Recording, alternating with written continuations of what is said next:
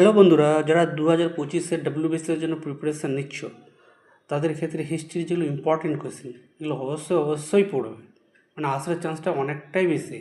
সেগুলো আজকে একটু আলোচনা করব। ওকে, প্রথম প্রশ্ন হলো, ব্রিটিশরা প্রথম মাদ্রাসা কোথায় সেট আপ করেছিল ভারতে? সেটার উত্তর হবে নিশ্চয়ই কলকাতা। কেন কি 1780 সালে ওয়ারেন হেস্টিংস প্রথম মাদ্রাসা সেট আপ করেছিল কলকাতাতে। এবার দেখো দ্বিতীয় কোয়েশ্চেনটা, Asiatic society of Bengal was founded by. আমরা সবাই জানি সেটা স্যার উইলিয়াম জোন্স করেছিল 1784 সালে। সেটাও আবার ওয়ারেন হেস্টিংস যখন গভর্নর জেনারেল অফ বেঙ্গল ছিল।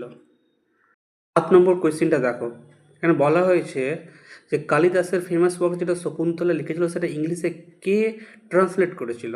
অপশান আছে Charles Wilkins, Henry Colebrooke, Johann Wolfgang von Goethe, না স্যার উইলিয়াম জন্স? তো সঠিক উত্তর হবে উইলিয়াম জন্স। ডব্লিউবিসিএস এর সব থেকে ফেভারিট কোশ্চিন হলো, settler commission was related to. বলতে পারে সেটলার কমিশন কিসের সাথে সম্পর্কিত?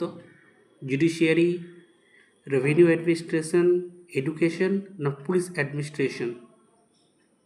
উত্তর হবে এডুকেশন। যেটা সেটলার কমিশন 17 সালে সেটলার কমিশন 1917 সালে এটা এস্টাবলিশ করা হয়েছিল। এবার নেক্সট কোয়েশ্চেনটা দেখো, the propounder of the filtration theory in India's education policy was, মানে ফিল্টারেশন থিওরি কে নিয়ে এসেছিল এডুকেশন পলিসিতে? অপশান আছে চার্লস উড, বি ম্যাকওয়েলে, জে.এস. মিল, না কর্নওয়ালিস? বলতে পারবে তোমরা? সঠিক উত্তর হবে ম্যাকওয়েলে। এবার এই কোয়েশ্চেনটা দেখো, ব্রিটিশ গভর্নমেন্ট কোন অ্যাক্টের মাধ্যমে 1,00,000 টাকা প্রথমবার প্রদান করেছিল এডুকেশনের জন্য?